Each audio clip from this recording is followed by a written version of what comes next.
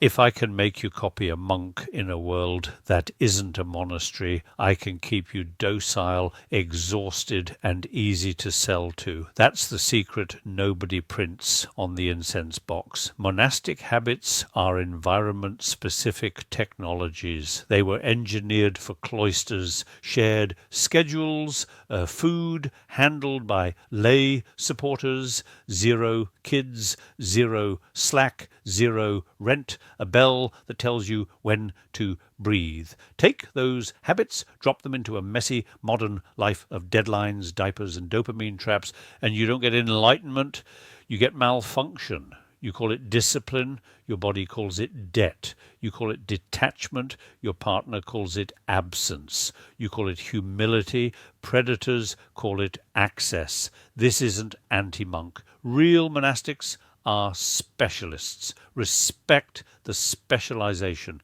but stop cosplaying rituals that require monastery scaffolding you don't have. 7 habits in particular explode on contact with ordinary life. 1. Sleep debt devotion. 2. Weaponized silence. 3. Blind obedience to gurus. 4. Celibacy cosplay and purity scripts. 5. Sacred poverty and money avoidance. 6. Ritual rigidity / pain as progress. 7. Counterfeit detachment that kills repair. Each of these can work in context. Outside it, they become spiritual theatre that slowly rots your health, your courage, and your relationships, while getting you applause online for being serious. Here's the rule monks actually follow when they're honest. Middle way plus accountability plus container. The rest is ornament. Out here, your container is different. A kitchen table instead of a refectory, a boss instead of an abbot, kids who wake at 3 a.m. instead of a bell at 4 a.m., an algorithm that pays you in dopamine instead of a preceptor who slaps your hand away from distraction. You need a street-grade Dharma, principles that survive Monday morning and midnight panic without turning you into a brittle zealot or a sleepy ghost. So I'm going to burn some halos. I'll name the habit, show you the failure mode in normal life, and offer a functional alternative that keeps the wisdom and trashes the cosplay. If you need your spirituality to be photogenic, leave now. If you need it to hold under pressure, stay. I'm Silent Flame. We're not here to imitate saints. We're here to become usefully human. Bell rings in the 2. Let's start with the sexiest self-harm in the scene, holy sleep deprivation. The myth, real practice means pushing past sleep. Proof you're serious. The monastery, truth, communal schedules, afternoon rest, light workloads, and elders who watch you. Sleep loss is occasional and buffered by the container. Your reality, a timeline that monetizes your attention, a job that punishes errors, a car you drive at 7 a.m., and a brain that falls apart when REM is shorted. Failure mode, you blast through 2 heroic nights of meditation or 4:30 a.m. alarms, then spend 5 days cognitively drunk. Irritability masquerades as insight. You confuse over-arousal for clarity, mistake hypomanic cheer for compassion, and quietly wreck your executive function. Your partner gets a monk who can't listen. Your team gets a mystic who forgets deliverables. You call it transcending comfort. It's tax evasion, stealing capacity from tomorrow to buy a feeling tonight. Keep the wisdom, trash the cosplay. The point of intensive sitting was never self-harm. It was signal to noise, to hear the mind without its usual static. Out here, you raise SNR by protecting sleep like a sacrament and using precision sits. Street-grade alternative, precision protocol, sleep floor, 7 hours minimum, non-negotiable for 14 days. Track it like rent. 2 anchors, 12 minutes upon waking, 12 minutes late afternoon, not whenever. Anchors create rhythm. Rhythm beats heroics. 1 expansion window per week, 45 to 60 minutes on a low-demand day. Announce it to your household. Protect it with a door and a timer. Swap the badge. When you want to flex, flex on consistency, not deprivation. 365 days, 2 anchors, no zeros, emergency clause. If you must wake early, kids, flights, you nap 20 minutes or skip the long sit. Skipping is wisdom when the bill is cognitive. Metrics that matter.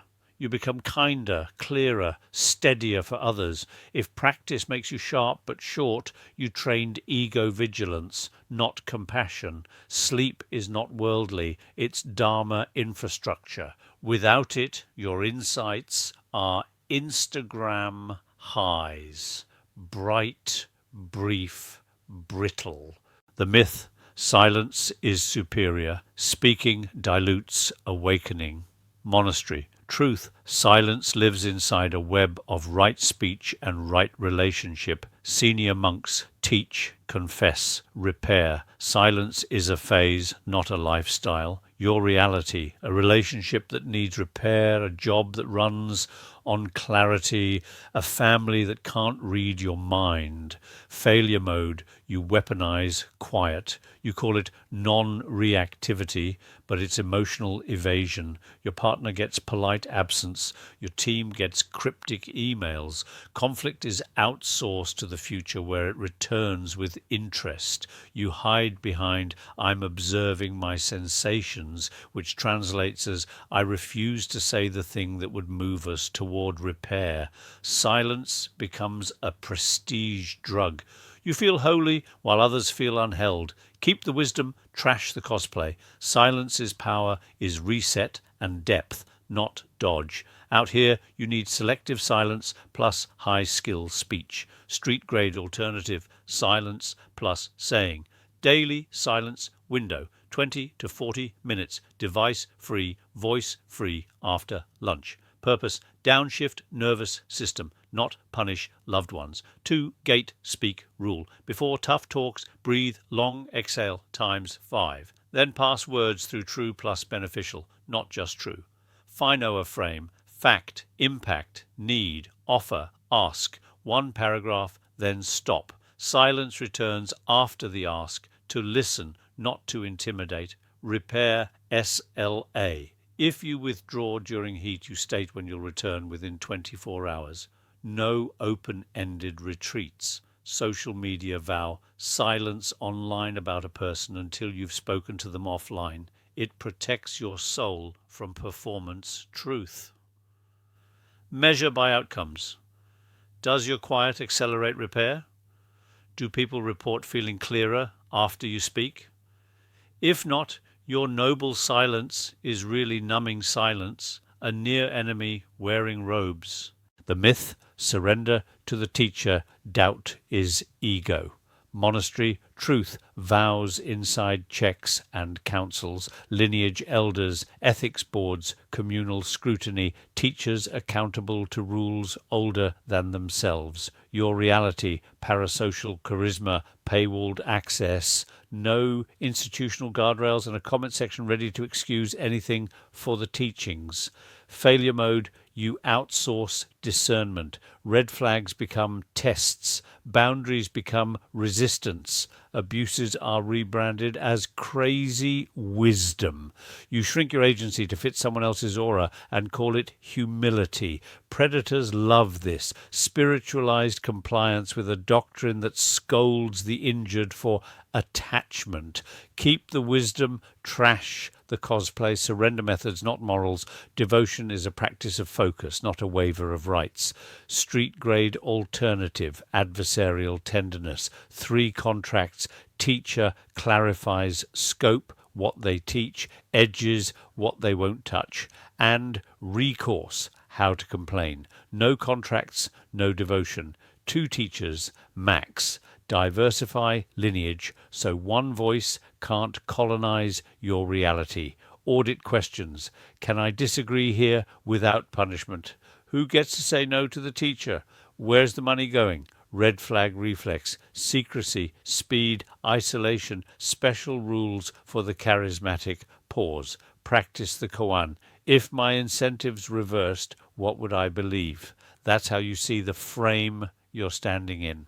True surrender targets ego habits, grasping image, not your ethical spine. If devotion reduces your capacity to protect yourself and others, it is not Dharma, it's domestication. The myth, real spirituality means shutting down eros. Sex is a distraction. Monastery, truth, celibacy is a specialized constraint for a focused training, embedded in a community that supports it and scrubs abuse. Your reality, a body with heat, a partner with needs, a culture that sells you shame and porn in the same hour. Failure mode. You white-knuckle your desire until it mutates. Secret binges, contempt for the unpure, intimacy that feels like court. You call numbness peace, and your lover calls it lonely. Purity scripts give you identity points while deleting curiosity, consent, and joy. Keep the wisdom, trash the cosplay. Eros is energy, not enemy. The training isn't suppression, it's steering.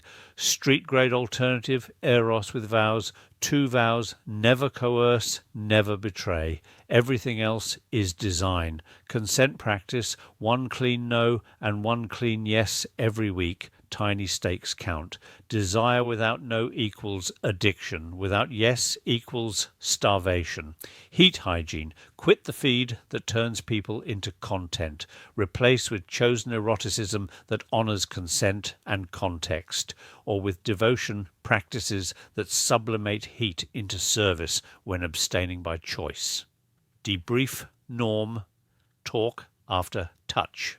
What worked, what didn't, 1 tweak. Shame dissolves when language returns. Monastic celibacy is a tool. Lay chastity cosplay is often a mask. If your purity makes you smaller, meaner, or secretive, it's not virtue. It's fear in ceremonial dress. The myth, real seekers reject money, budgeting is worldly. Monastery, truth, lay donors handle finances, monks are fed, housed and insured by a community economy. Poverty is collective design, not individual chaos. Your reality, rent, kids, dental bills, taxes. If you dodge money, money will discipline you. Failure mode, you refuse to learn numbers and call it detachment. Debt piles up. Emergencies become crises.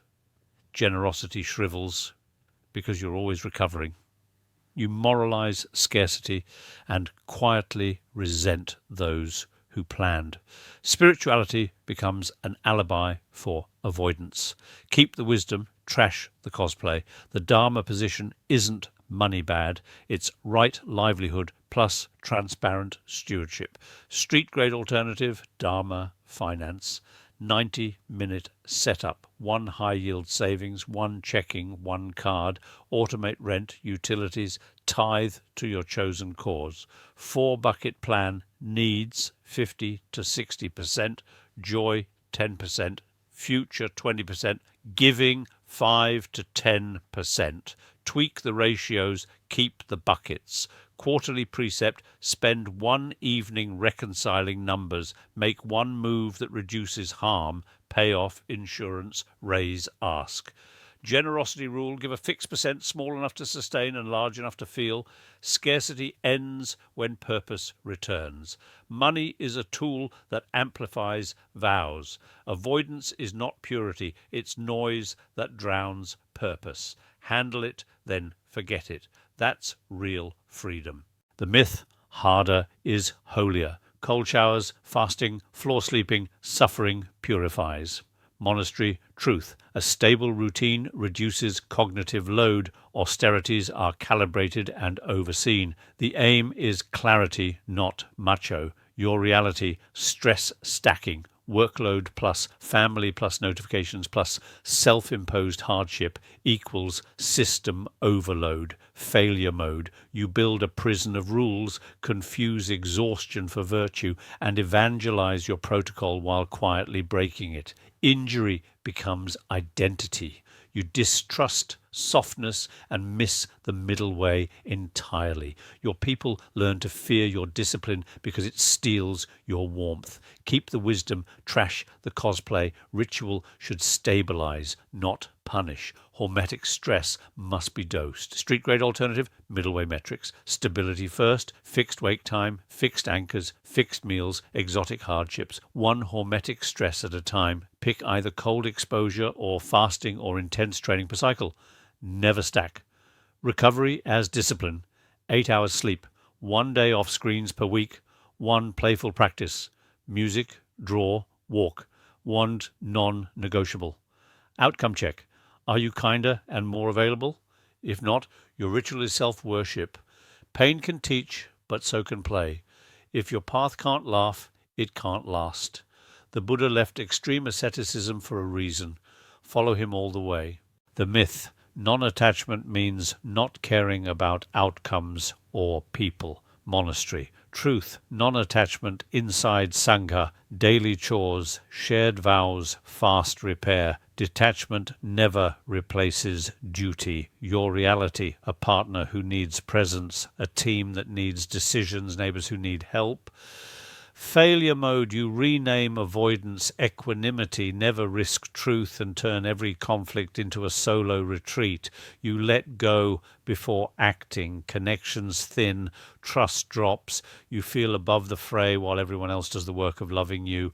Keep the wisdom, trash the cosplay. Non-attachment is release after responsibility. Act, then let go. Speak, then soften. Repair, then rest. Street grade alternative. Act, then release. Sequence. Vow, do the deed, then drop the story. Email sent, stop ruminating. Apology made, stop rehearsing. Donation done, log off. C2R ritual. 15-minute conflict repair. Timer, token, 2 fine hours, 1 action, 1 check-in. No vanish acts. 4 love's engine. Metta, warmth plus deed. Karuna, reduce suffering without stealing agency. Mudita, celebrate without centering. Upeka, evenness while rowing. Closure rule, hard talks end with 1 next step plus when. Equanimity without closure is anesthesia. Monk habits aren't bad, they're contextual. Outside the cloister, copy the principles, not the performance. Protect sleep, speak clean, doubt with compassion. Steer eros, steward money, ritualize recovery, and detach after you've done your part. If your practice makes you brittle, evasive, broke, or alone, it isn't holy, it's unusable. Burn the cosplay, keep the craft. I'm silent flame. If you felt a halo crack somewhere in this, good, step through the fracture. That's the gate the Buddha actually left open.